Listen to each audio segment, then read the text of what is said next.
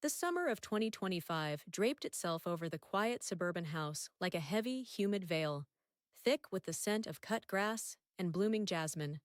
Lila, at 24, had grown accustomed to the stillness of the place, a two-story refuge where time seemed to slow, especially in the late afternoons when the sun dipped low and cast golden threads through every window. She lived there with Daniel, her stepfather, a man whose presence had shifted in her mind over the years, from a distant figure of authority to something far more tangled, something she couldn't name without a shiver racing down her spine. The house was theirs alone now, her mother long gone, leaving behind a void that neither spoke of but both felt. It was a void that pulsed in the silences, in the creak of the stairs, in the way their eyes sometimes lingered too long. That afternoon the air hung heavy, sticky against her skin as she wandered barefoot through the upstairs hall, her cotton sundress clinging to her thighs. She'd heard the shower running earlier, the faint hum of water against tile, and now it had stopped, leaving a stillness that prickled her senses. The bathroom door stood ajar, a sliver of light spilling out, and she meant only to pass by. Truly, she did. But her feet slowed, drawn by some invisible thread. She paused, her breath shallow, and peered through the gap. There he was. Daniel stepped from the shower, steam curling around him like a lover's embrace, his dark hair slicked back, droplets tracing paths down his neck, his shoulders, his chest. The towel in his hand slipped as he moved, just enough to reveal the lean curve of his hip, the shadow of muscle beneath taut skin.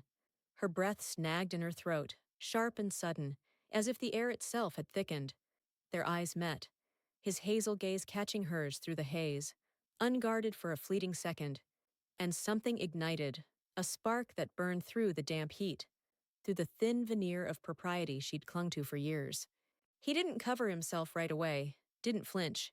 He just stood there, watching her watch him, and the weight of that moment pressed against her ribs until she thought they might crack.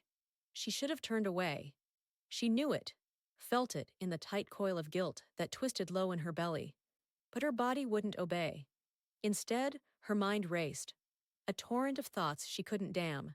How the water gleamed on his skin, how the lines of him were both familiar and foreign, how wrong it was to notice the way his chest rose and fell, steady and alive.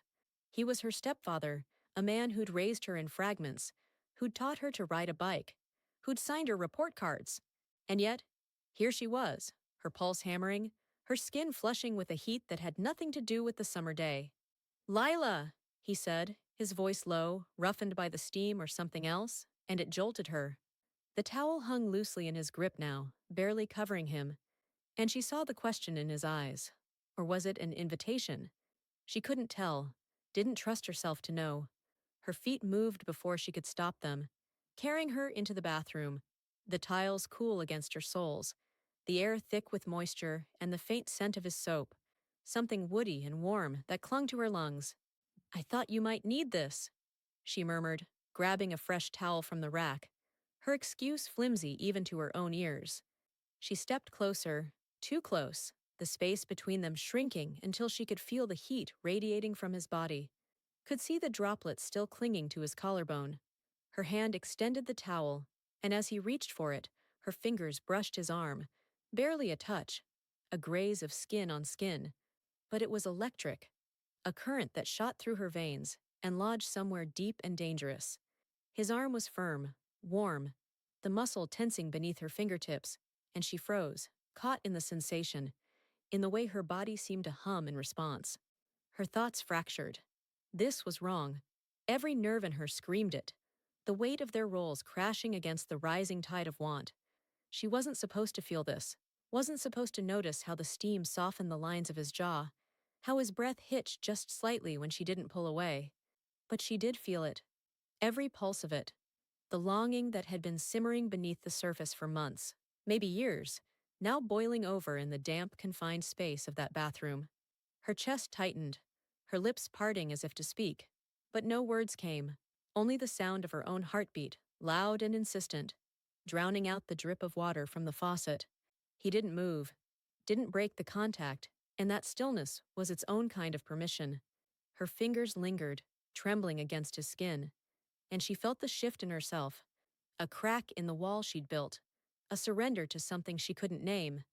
The air was heavy, charged, pressing against her like a physical thing, and she wondered if he felt it too, if he saw the way her eyes traced him, hungry and ashamed all at once. The towel slipped further in his hand, and she didn't look away. Couldn't, her gaze drinking in the forbidden shape of him, the man he was beneath the title she'd always known him by. She stepped back then, sudden and unsteady, the towel falling from her grip to the floor between them. I, I'm sorry, she whispered, the words barely audible, a lie wrapped in truth. She turned, fleeing the bathroom, her bare feet slapping against the hardwood as she retreated to her room, the door clicking shut behind her. But the heat stayed with her, the memory of that touch, that look, searing itself into her skin.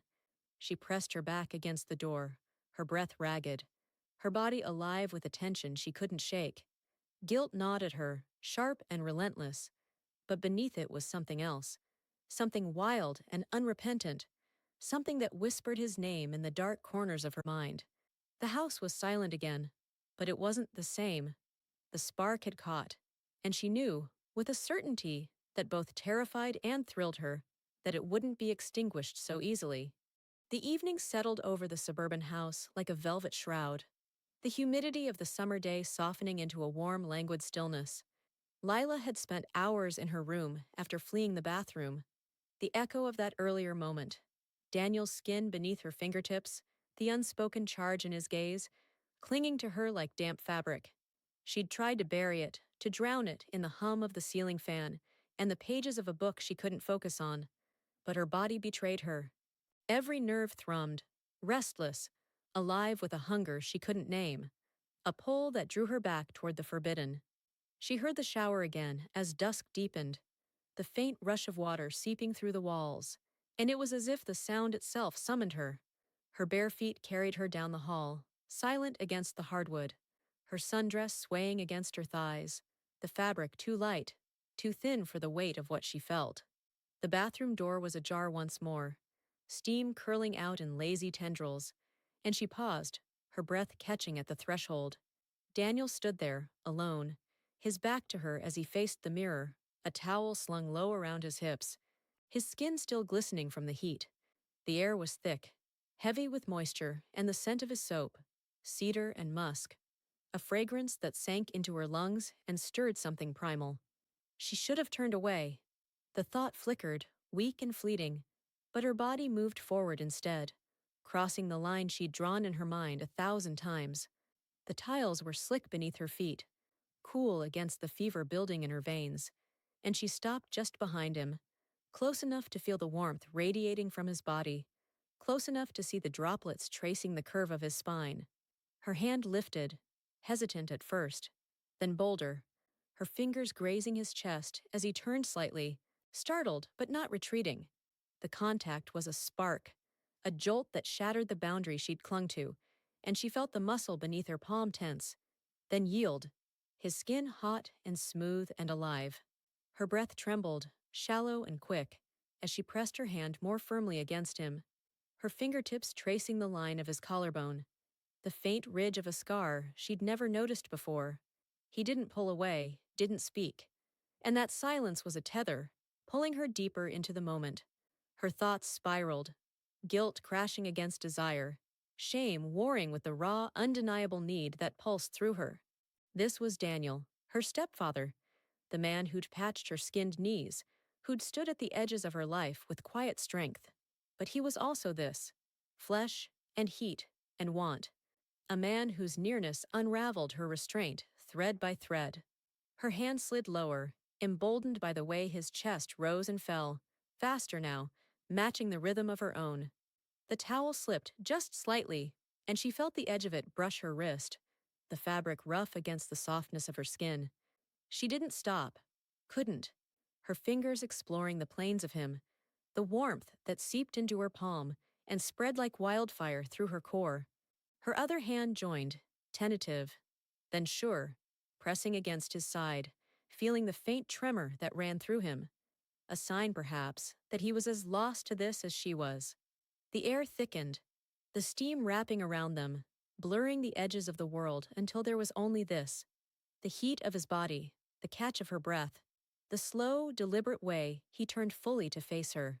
His eyes were dark, pupils wide, and she saw herself reflected there, wild, undone, a woman she barely recognized. Her hands slid up to his shoulders, her nails grazing his skin, and then she was closer, her chest brushing his, the thin fabric of her dress no barrier against the sensation of him. Her lips parted, a soft exhale escaping, and she felt the answering warmth of his breath against her cheek, a whisper of contact that sent a shiver racing down her spine. The intimacy unfolded in a rush, a cascade of touch and heat and quiet, desperate need. Her fingers tangled in his damp hair, tugging gently, and she pressed herself against him, the towel falling away entirely now, forgotten on the floor. His hands found her waist, hesitant at first, then firm, pulling her into him, and the sensation of his skin against hers, bare, unguarded, was overwhelming, a flood that drowned every rational thought. She felt the roughness of his palms through her dress, the way they slid up her back, igniting every nerve, and her head tipped back, exposing the curve of her throat as the pulse hammered beneath her skin. Her inner world shifted, tilting on its axis as desire overtook the shame that had held her captive. Each touch deepened their connection, a silent language spoken in the press of fingertips, the slide of bodies, the heat that built where they met. She felt the strength in him, the restraint giving way, and it mirrored her own unraveling, a surrender that was both terrifying and exquisite. Her hands roamed, tracing the lines of his ribs, the dip of his lower back, memorizing him in a way she'd never dared before. The steam clung to her skin, mingling with the sweat that beaded at her temples, and she tasted salt on her lips, her breath mingling with his in the humid air. Time blurred, the encounter stretching into something vivid, transformative, a moment that carved itself into her bones. She felt the shift in her chest, a fullness that was more than physical, a connection that went beyond the forbidden thrill of it. His hands tightened on her hips, a silent claim, and she arched into him, her body answering what her voice couldn't. The world outside the bathroom ceased to exist. There was no house, no summer night, no past to haunt them, only this: the slow burn of their closeness, the way it filled her and broke her open all at once. When it ended, when her trembling legs finally steadied and her hands fell from his skin, she stepped back, the air cool against her flushed cheeks. He didn't speak, didn't need to. The look in his eyes said enough, a mix of awe and something darker, something haunted. She felt it too, the weight of what they'd done settling over her like a second skin, both fulfilling and heavy with consequence. Her dress clung to her, damp and wrinkled, and she turned, slipping out of the bathroom without a word, her footsteps soft but unsteady. Back in her room, she sank onto the bed, her body still humming, her mind a tangle of sensation and emotion. The encounter lingered, his touch, his heat, the way he'd looked at her, and she knew it had changed her, deepened her in ways she couldn't yet grasp. She was fulfilled, yes, but haunted too, the stakes of their connection pressing against her chest, a secret she'd carry in the quiet of that humid night.